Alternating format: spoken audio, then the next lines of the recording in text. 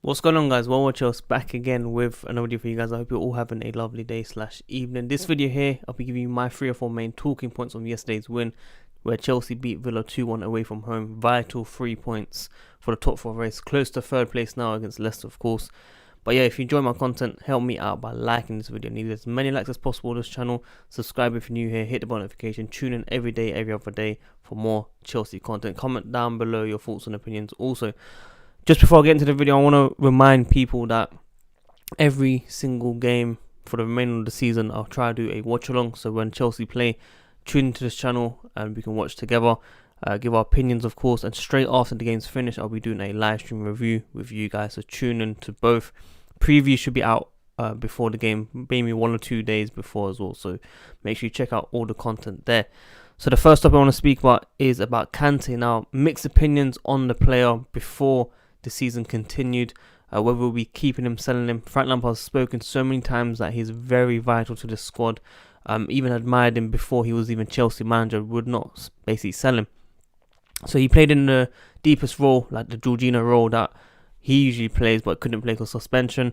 And Kante played fantastic, perfect performance in my opinion. Even the yellow card on Grealish is why we need players like Kante there. When Villa get that counter attack out of nowhere, we need someone that's able to track back. Not to say anything bad against Jorginho, but in terms of pace and interception and tracking back, Kante is your man there. Now, of course, Jorginho can pick up the ball very deep and, open up that play. Very comfortable one-touch passes, etc. with Kovacic. And he can get the ball from Christensen. That partnership there is where I see where some Chelsea fans are coming from. But they're also saying that if we play teams against Liverpool, Man City, etc., Kante will get destroyed. And I kind of see where that's coming from also. I'm in the middle. I'm actually in the middle. I want him to play like yesterday every single game. But then I understand Jorginho pick up the ball from deep. Like I'm basically in the middle and I understand. But I really want to try Kante one more time, maybe against City, to play in that role, the deepest role, and see what he's capable of. Like, for me, he's top 5 midfielders in the world at his best, for sure. He does need to improve his passing. Now, his passing is something that many Chelsea fans are worried about, especially in the final third. He's got the pressing, he's got the interceptions, he can read the play, but can he do it by himself? Maybe not, which is why Kovacic needs to stay close with him, which means we probably need to sacrifice Loftus-Cheek's position. And, I don't agree that he should have started because he hasn't played football for over a year, nearly. So I think that was a mistake on Lampard's side, but I kind of see why. If we're playing City, we want our best squad to get the 90 minutes in, of course. And if Loftus-Cheek comes on from the bench, then that's fine. So if you sacrifice his position and give it to Jorginho and play him in the middle of Kante, maybe. But if Kante plays by himself, okay, with Kovacic in front of him, I really want to try it one more time against City. People say that he'll get run over, etc. Do you really believe that? It depends on Chelsea how we start playing position. If we play... Of course, City are not going to play deep like Villa. Like, it's going to be the opposite. They're going to be all over us for some reason. That's always what happens. Even at home games, you get that scary feeling, if you know what I mean. So, overall, I want Kante to try this position again against a big club like City, like Liverpool, which we've got. So, I think City is a perfect example and time to try it. I really think we can excel from it, personally. And if it doesn't go right, Frank Lampard can make that sub like he done against Arsenal during the season. I can make that quick sub, or you can change it up, etc. So let me know your thoughts on that first of all. Mason Mount, massive credit to the player. I think in the first half, he was trying so hard to make that goal happen. Not scoring a goal, but to assist that goal. The amount of driven crosses, the passes, setting up Aspi, setting up Loftus-Cheek, setting up Giroud, setting up all these things. He was the only player in the first half that looked like he was going to create something for Chelsea. Now, Willian might have had a better game by stats with the key passes, etc. But if you actually look at the entire game, I don't think he was that good. I think he was average, maybe even below par. He had a decent shot, I think, in the second half, saved.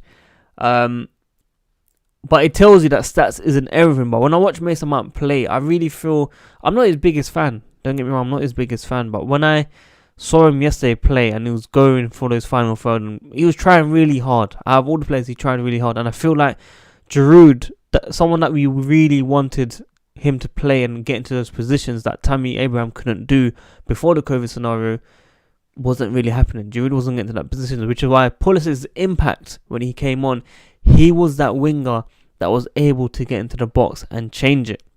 If you notice, he got straight into the corner and scored. And even Frank Lampard spoke about how important he was. Like, he was eager to score, he was hungry, and we saw that. You know, straight away we scored, and then we scored again straight after. So, soon as you get one goal, the opposition team kind of crumbles, you know. That is the best time to get that second goal, because they need to regroup and understand what's gone wrong and need to communicate together. And this is where Chelsea were able to capitalise on this Aston Villa team, which is why we got 2 quick goals. But if you know Newman Football, my guy on social media, of course, I really look at his analysis. He put an interesting stat up. Big chances created in the first half, Aston Villa 2, Chelsea 0. And in the second half, chances missed.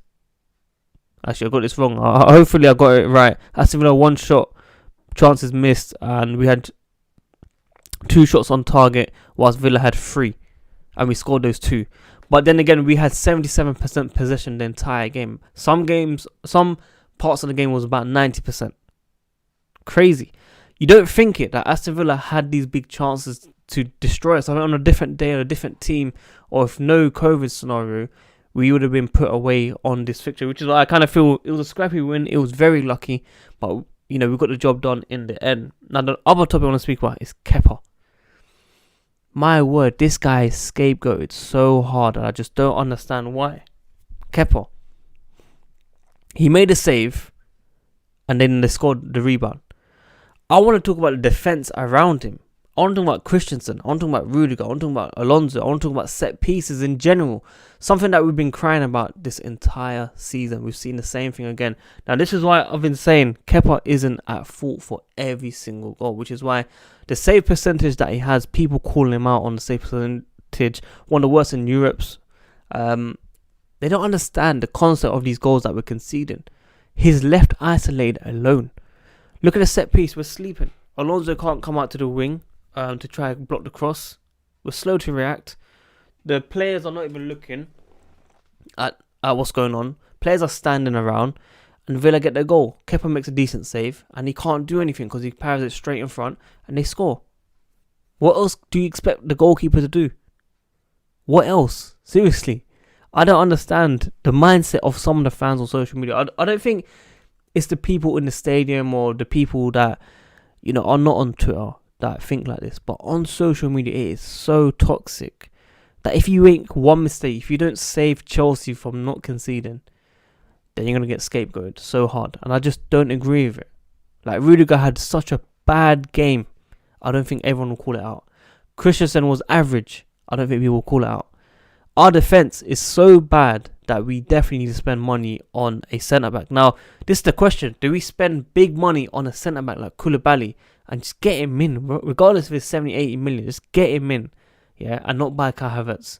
Because being told right now, Roman Abramovich wants to create this project. He wants to get these top players at Chelsea to help Frank Lampard.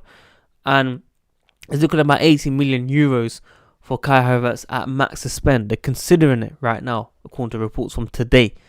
So do we use that money for Kai Havertz, or do we move it to the centre-back position? That is my question for you guys today. That is the main question of the day. But in terms of the 3 or 4 main talking points, there are many advantages from this game that I saw, like Kante, Pulisic'S, Mount. When I look at Kepa, I feel like, wow, do Chelsea fans pick who they want to slander per game? And I think that's why many people don't like talking about Chelsea with other people and just, you know, disagree with many people and don't even follow them or don't even interact and stuff like that. So hopefully people understand that Kepa parried it in the wrong place, which he couldn't do anything. But what about the defence? Are you going to question the defence? That is the main question that I want to ask you guys. So there you have it. Man City preview coming up very soon. We can't play like this against City. We will get destroyed. At least 3-0, 4-0. We got 2 goals, luckily, somehow, in quick 2 or 3 minutes. And it's going to be interesting to see where this Chelsea team goes on. Like, it's a very important win that we got. But the fixtures we have, Liverpool, City, Wolves, etc. Do you see Wolves? Do you see Traore, the way he's been crossing the ball in? This guy's got tech, man. This guy's got unbelievable tech. Believe me on that. So, yeah, I'm looking forward to the City game, but anything can happen in these scenarios, and hopefully Chelsea somehow get the win. If we get a win, it's a boost. We even bring City back into that race of the top four, maybe. That's how it could go on. I'll be recording a Spotify episode with the team today. It will be out very soon on Spotify, Apple Podcasts, etc. Make sure you check out episode 10 coming up, reviewing the game and also the preview for City. Got a very busy week with work, which is why I'm doing this quick video for you guys. But I hope you enjoyed it. Let me know your thoughts and opinions on each topic. Subscribe if you're new here. Hit the notification. Tune in every day, every other day. Well, watch yourselves. I'm out.